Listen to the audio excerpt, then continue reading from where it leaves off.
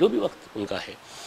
اب مجھے یہ بتائیے کہ آئندہ الیکشنز میں آپ کوئی تبدیلیاں دیکھ رہے ہیں؟ بیکاز ووٹ ایک ایسی چیز ہے، میں ذاتی طور پہ یہ سمجھتا ہوں کہ ابھی تک ہمارے عام شہری کو اس کی اہمیت کا اندازہ نہیں ہو پایا ہے.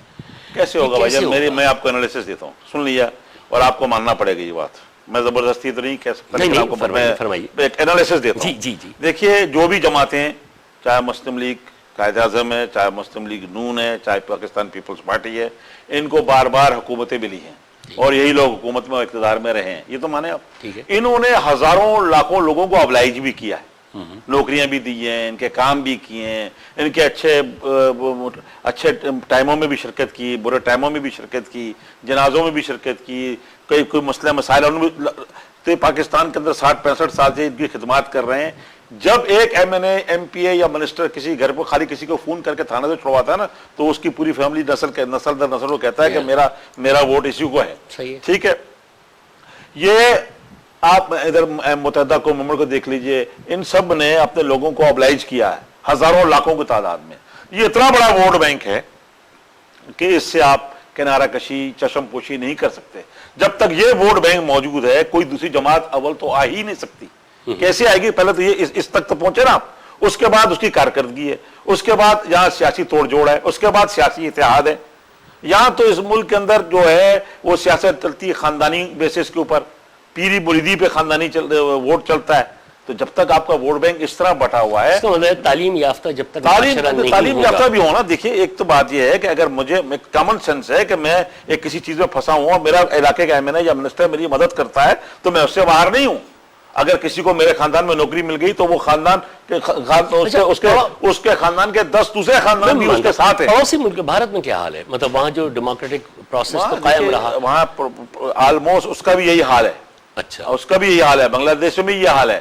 اس سسٹم سے نہیں کہ کوئی ایک بڑا ریولوشن ہو جس کے اندر کوئی ایسا لیڈر ہو جو خود ایک مثال ہو، تو پھر تو ایک الگ بات ہو سکتی ہے. اس وقت تک پاکستان کے ہمارے لیڈر کوئی ریولوشنری لیڈر نہیں ہے، مثال نہیں ہے، کوئی نیا لیڈر یا کوئی ایسی چیز ایسے آپ کے پاس نہیں ہے. کوئی ریولوشنری لیڈر ہو جو آپ کو کہے، ہر آدمی کہہ رہا ہے میں یہ تبدیلی لے آؤں گا.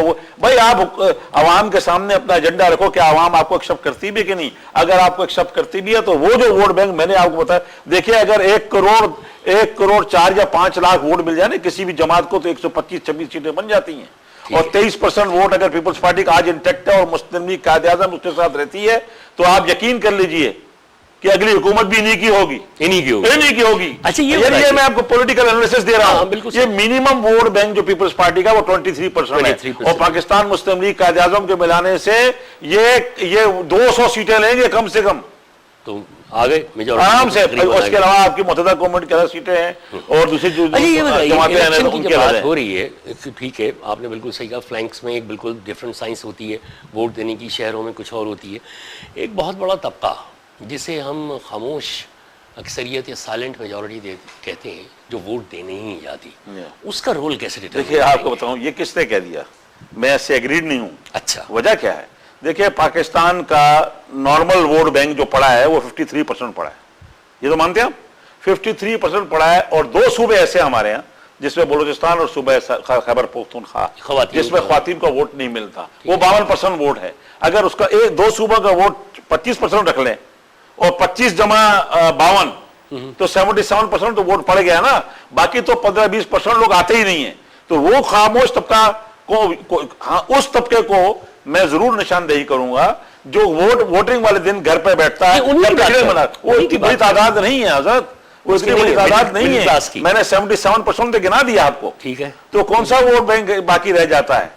اچھا، وہ جو 10-15% لوگ رہتے ہیں اگر وہ نکل بھی آتے ہیں تو کون سی بڑی چینج کریں گے؟ یہ وہی عمرہ ہے یا اشرفی ہے جو جن کو انہی جماعتوں کو انہوں نے ووٹ دینے ہیں. کوئی نئی جماعت تو نہیں. جب تک بالکل آخری 1 منٹ رہ گیا، یعنی کنکلوژن یہ ہے کہ جب تک تعلیم نہ ہو اور جب تک اپنے ووٹ کی اہمیت کو ہم نہیں سمجھیں گے، ووٹ ایک امانت ہے. اور وہ جب تک آپ ووٹ کی طاقت سے اس ملک میں تبدیلی آتی ہے، عوام جب تک سمجھتے ہیں کہ یہ جماعتیں جن کو انہوں نے چنا ہے اور بار بار چن رہے ہیں اور بائی الیکشنز کے ریزلٹس بتا رہے ہیں کہ انہی لوگوں نے آنا ہے، بیرومیٹر تو یہی ہے نا.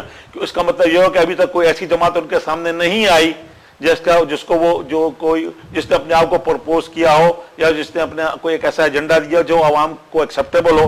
اگر ایسا ہوتا تو ان کی حمایت یافتہ جماعت لوگ کینڈیڈیٹ جیتتے. مگر ایسا نہیں ہوا اور بڑی بدقسمتی کے ساتھ آپ نے دیکھا کہ وہی سسٹم چل رہا ہے اور چلتا رہے گا.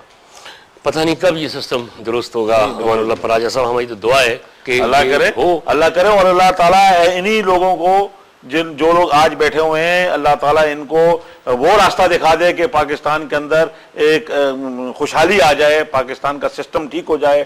لوڈ شیڈنگ اور ٹارگٹ کلنگ, کل رات کو ہمارے یہاں قرآن مجید ختم ہوا, امام صاحب نے دعا کی. کیا دعا کی معلوم؟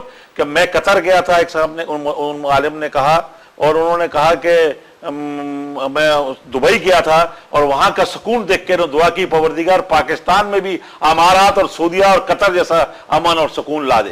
کتنی بڑی دعا ہے یہ, دیکھیے وہ بھی تو اسلامی ملک ہے. بے شک وہاں دروازے کھلے ہوئے ہیں, موبائل کے چھننے کا ڈر نہیں ہے, گاڑی کے چھننے کا ڈر نہیں ہے, نیچے کھڑے تو گاڑی کھڑی ہے, رات کو سوتے ہوئے کوئی ڈکیتی قتل تو نہیں ہے.